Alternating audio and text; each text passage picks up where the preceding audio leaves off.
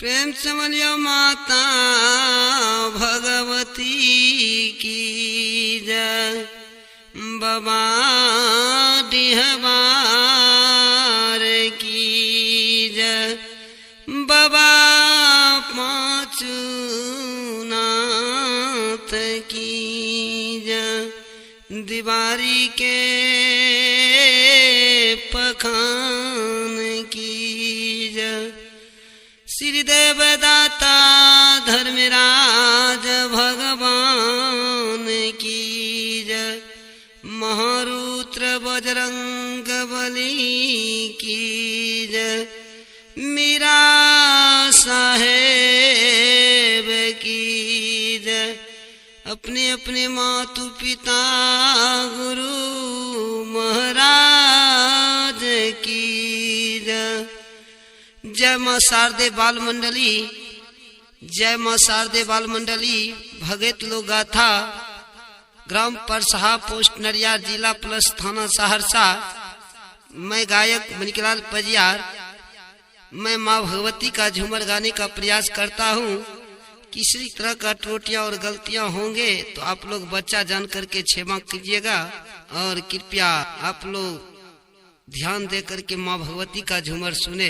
प्रेम से बोलिए माता भगवती की जय।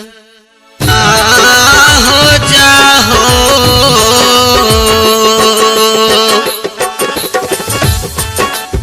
मैं जाहो भैरा बाबू है हो बहिनी संगा हो लोकनिया। माँ भैया कहे छे बाबू भैरव के हे बाबू भैरव। 700 बहिन में एक छोट भाई भैरव छ। बहिन अपना लाभ ससुराल के जा रहा है। जा जा भैरव बहिन के साथ कनिया। बाबू भैरव कह रहा छे माँ बुढ़िया के गे माँ आगे हमें नहीं जइबो गे बुढ़िया। माता हे गे बहिनी संगा गए लोकनिया।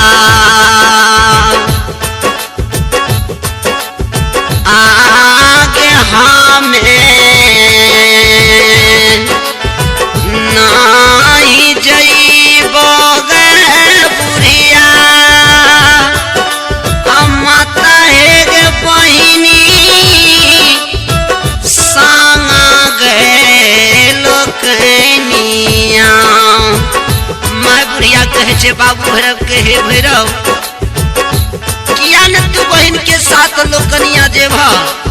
बाबू भैरव कहे छे माय बुढ़िया के गे माँ आगे प्यारो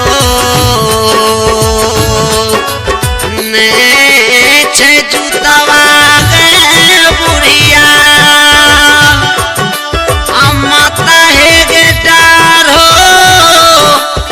नहीं छे जोरा धोतिया।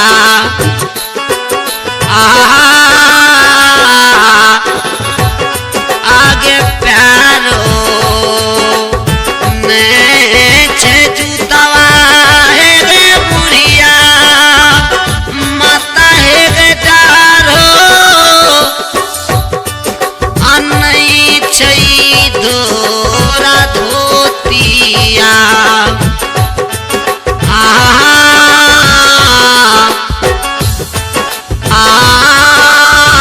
आगे दे हो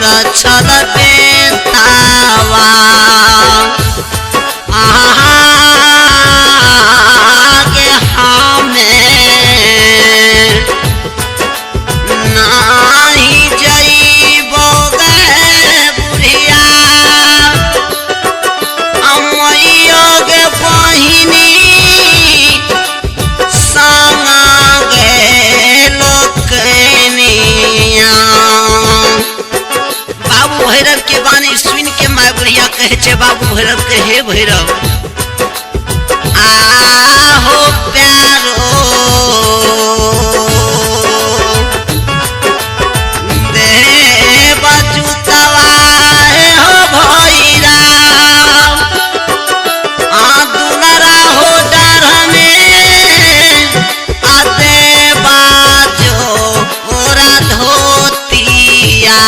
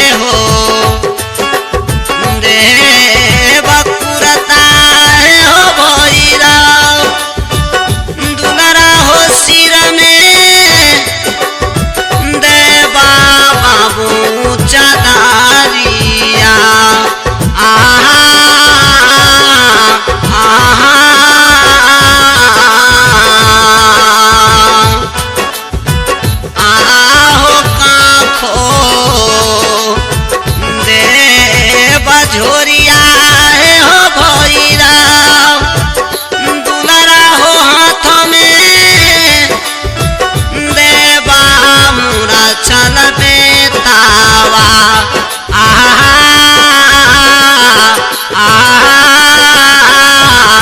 आहो काखो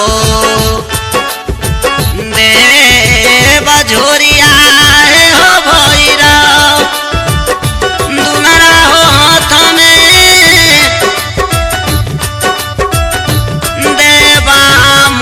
चल बेतावा बाबू भैरव कहे छे मैं बुढ़िया कहे माँ आगे बहिन के ननदिया है गे बुढ़िया माता है गे हमारा से करतई चौलगे मजा कावा आगे बहिन के ननदिया है गे बुढ़िया मैयो है गे हमारा से करतई चौलगे मजा कावा मैं बुढ़िया कहे छे बाबू भैरव के भैरव अगर बहन के साथ लोकनिया ने जेबो तो बहन के गोतनी पड़ोसनी उल्हन अपराग देता हल के बाबू भैरव मैं बुढ़िया आगे कौने राम दोलिया है गे बुढ़िया अम्मैयो गे कौने रंगा गे ओ हारिया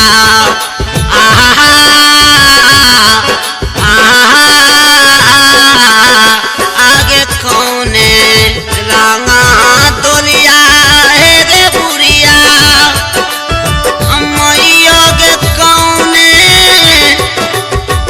रंगा गे ओ हारिया बाबू भैरव के कहे छे माँ बुढ़िया आहो लाले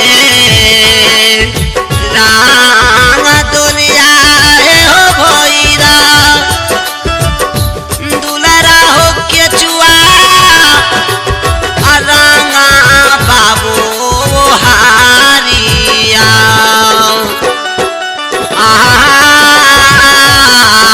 हो जाहो मैं जे जाहो